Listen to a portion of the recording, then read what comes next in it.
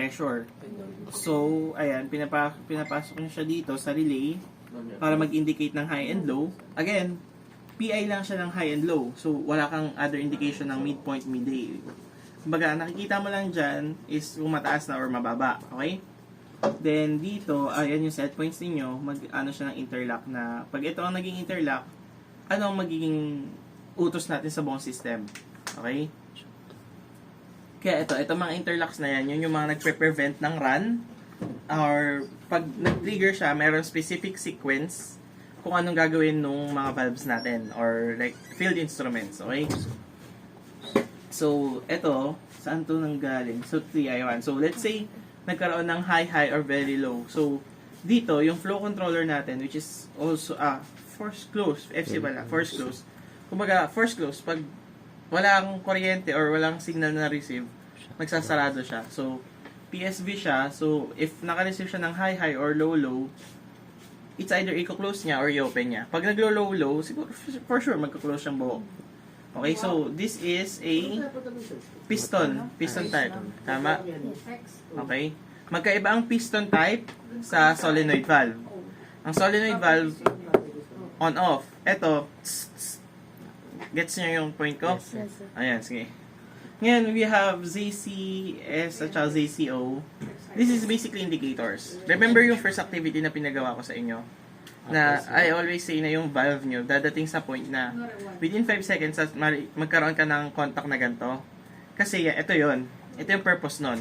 This is to prevent overpressure dito sa tank natin. Kaya, very crucial na alam mo yung position ng valve mo.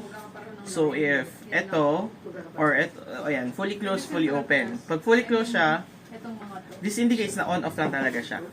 Kasi meron kang fully open, fully closed. Pag wala, fault ang lalabas. So, again, ito ay naka-open depending sa 550 at saka sa 450. In term, siya ay reverse acting. Kasi pag mataas ang pumapasok, ang labas niya, pababa dapat. Diba? Okay? Okay. Yun lang yung purpose ng loop na to, ng 201. Okay? So, okay na tayo sa input. Punta naman tayo dito sa bottoms.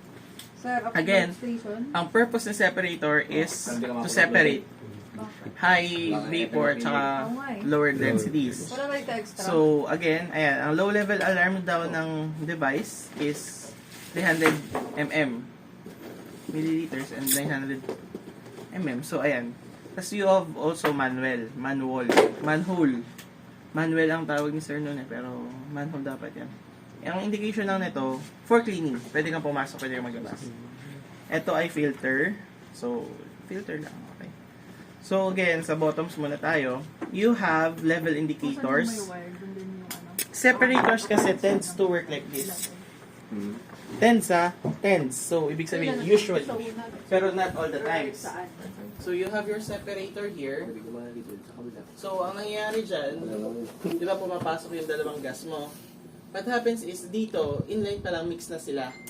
The more na nagsistay sila dito sa loob, yung mabibigat natin, usually in the form of fluid or liquid, nabubuo dito. So, we have level liquid.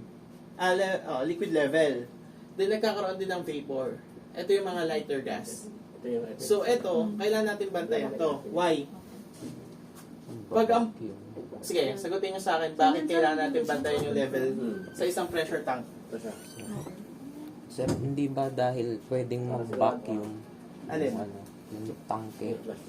Pag bumaba kasi yung level ng liquid, tas yung mangyayari yung kasi closed tank siya, sir, eh. Ano tawag doon sa phenomena na yun? Letter I. Magkakaroon ng implosion. Kung mababa masyado yung pressure, or pwede din na dahil sa pagbaba ng level na yun, masisira yung dynamics niya. Hindi siya makapag-separate properly. And last, pag sumobra yung tubig natin, tataas ang pressure, explosion naman ang kalabasan. So kaya kailangan natin ng level liquid doon. Ng level, level measurements. So ayun, dito, again, meron kang manifold. Ayan, manifold. May process connection ka na from 1 inch to 0.5 inches. Sa type C na differential pressure transmitter.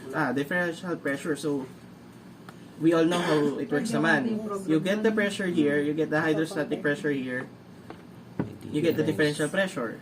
Okay? So, via PLC, then, and so, ang high natin na pressure is at 900 mm, tsaka, yan, as indicated dito. This does not indicate na ito nasa lower part. Okay?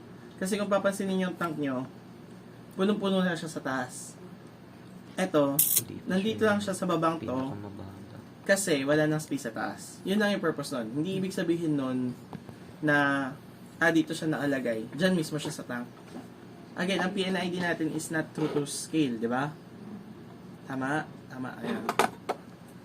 Ayan. So, ayun, may computer ka or relay para i-check yung high, low, magsisend siya dito, then you have your interlock na I32. Sa I32, again, you have your valve, which is normally closed. Bakit? Kasi, syempre, pag naka-normally open yan, tatapon. So, pag nag-high or nag-low, mag-open tong valve, papunta dito, which is controlled by our level, secondary level here. Tinatanong kung may wifi na tayo. Sir Buddy? Tinatanong kung may Meron na. Ayan, you have level gauges here. Ayan, pansin nyo, level, ibang type din to. Ano yun? Side glass ang technology nito. You have two manifolds, bubuksan mo siya, para kung ano yung level dito, papasok lang dito, tapos yung pressure. Okay? Then, LIT, indicator lang na DP type. Kumbaga kasi dito, you have your level, at saka you also have your indicator. Gauge locally, then software side, at saka locally din.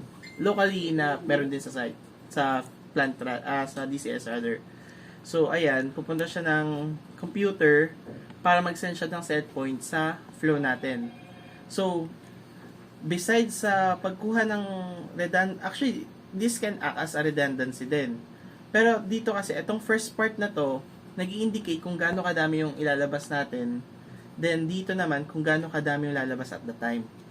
Kasi ito ay on or off lang. Kumbaga, itong part na to, nagsasabi lang siya na, sige, kailangan mo na magbukas. Dito, sinasabi niya, gaano kadami ang kailan kong ilabas. Okay? Gets? Yes. Okay. So again, black and bleed. You also have check valve. Purpose ng check valve. Para hindi po mag-reverse. Tama. So ayun. Then dito, you have your bypass line. Just in case na this is faulty, then alam mo, sige, you have level gauge naman eh. So you can simply bypass it.